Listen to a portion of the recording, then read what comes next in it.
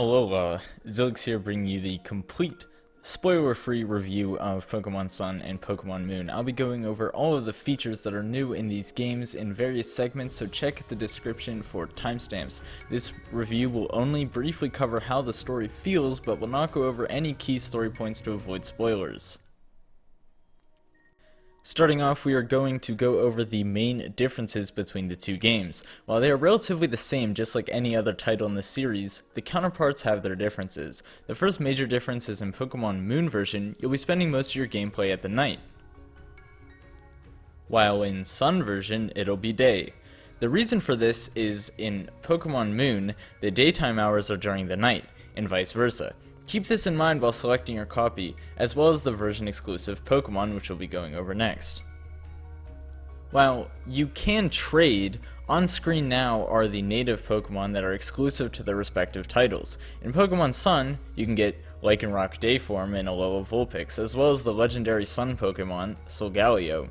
And then in Moon version, you can get Lycanroc Nightform and Alolan Sandshrew, as well as the legendary Moon Pokemon, Lunala. There are many more version-exclusive Pokemon, and you can find a link to them down below in the description. Other than different Pokemon in different times of the day, the games are nearly exact when it comes to the story, so don't worry about missing out on key points if you only decide to play one copy of the game. Picking your game is the easy part. A more challenging question for some is choosing your starter. The Alola region, just like the rest of the games, have 3 starter Pokemon you can choose from. There's Rowlet, the grass-flying owl Pokemon, who evolves into Decidueye, the grass ghost archer. Next up you have Litten, the fire cat Pokemon, who evolves into Incineroar, the fire dark tiger Pokemon. And finally you have Poplio, the water seal, who evolves into Primarina, the water fairy opera singing Pokemon. Each starter is capable of using an exclusive Z move based on their type. However, we'll get to that later on. The cast of Sun and Moon is just like other Pokemon games, but with their own personalities, of course.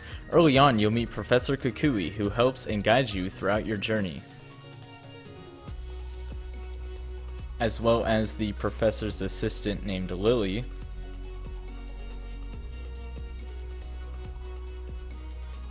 and this is how our upbeat rival, who's going to be encouraging us and challenging us along our journey.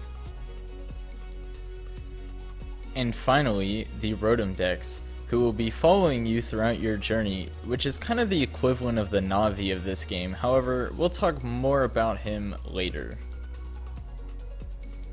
Now that you've met the cast, let's talk about the features that have been brought to Pokemon Sun and Pokemon Moon. Most people by now know Pokemon games at this point, so I won't be explaining that to you. However, I will be talking about the new features and how it varies from the past games. Just like in X and Y version, you can visit salons and clothing stores to customize your character, choosing from various outfits and hairstyles to find the right fit for you. I personally like to keep my character simple, but there are a wide variety of styles and clothes to choose from as you explore the Alola region. A new feature has been added called the Pokemon Refresh, which functions similarly to Pokemon Amiya in past generations. However, there's more functionality to this. With Refresh, not only can you feed and play with your Pokemon to boost their entertainment, however you can also clean them off and cure status conditions after battles, making it so that you don't need to use antidotes or other medicine after a battle is finished. While you can still use these items, the Refresh system makes it a lot more convenient, and if you play with your Pokemon enough, that you can increase their chances to avoid attacks in battle and have luckier critical hit chance. Note that these effects do not apply in online play. With the Refresh, you can feed your Mons with Pokebeans. You can collect these at another feature called the Pokemon Pelago. The Pelago takes you to an island where all of your Pokemon in your PC are stored. There, you can collect beans, which you can use to feed them, and you can also find some rare wild Pokemon. It's worth checking up on the Pelago from time to time to see what you can find there. Another place you can visit is the Festival Plaza. The Festival Plaza is where you'll partake in online related play like battling, trading, and meeting other trainers. Note that while you can connect to other trainers, Pokemon Sun and Moon are both single-player games in the story. Therefore, your only interactions with other trainers are within the Festival Plaza. All past online features still exist, like trading, battling, wonder trading, global trade, battle spot, and many more. checking on the festival plaza is definitely worth it, as you can get rewards that can help you in online play. On the topic of battling others, a new battle mode has been added to the game called the Battle Royale, which is a battle with 4 trainers, with each trainer on their own team. The trainer with the most KOs and is still standing at the end of the battle is crowned the winner. Now, these features can be accessed by your main companion throughout your adventure, being the Rotom Pokedex. He displays a map at the bottom of your screen that points out where you should go if you ever get lost. He also functions as a regular dex, so you can see everything that you've caught and seen along the way. Note that the Rotom Pokedex holds your hand throughout the entire adventure, making this game very kid-friendly. However, it can be a bit annoying to veteran players who already know the ropes. The Rotom Pokedex will also be guiding you through the 4 islands of the Alola region. Each island has various different landmarks and biomes, making the list of Pokemon that can be found very diverse and fun.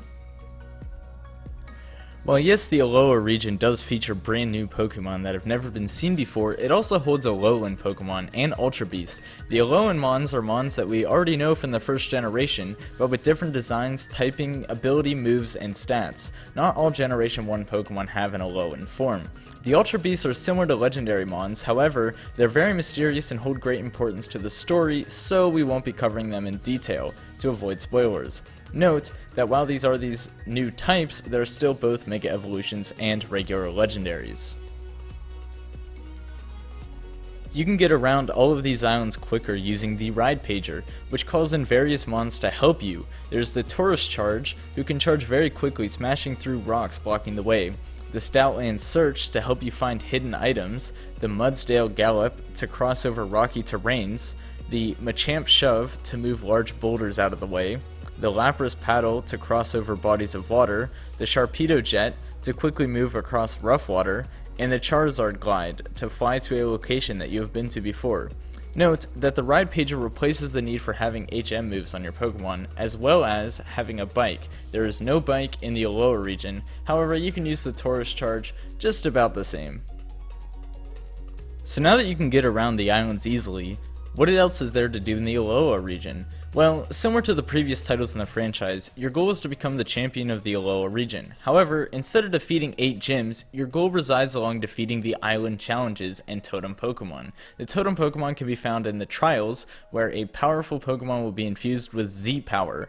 After you pass the first part of the trial, then you will have to defeat the totem Pokemon. Once you defeat that, you are rewarded with a Z crystal, and you complete the trial. However, not all the trials are totems. There are also island trials, which you face against the island kahuna. Each island has 1 kahuna, and like the totem Pokemon, you're rewarded with a Z crystal for defeating them.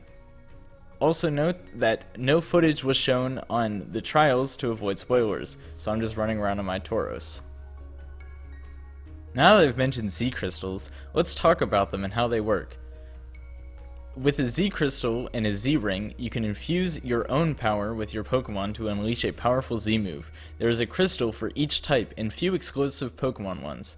Any Pokemon can use a Z move, you just have to give them a crystal for a type of one of the moves that they currently have. For example, I can give a Salandit the Fiery MZ, and then he can perform the Fire type Z move.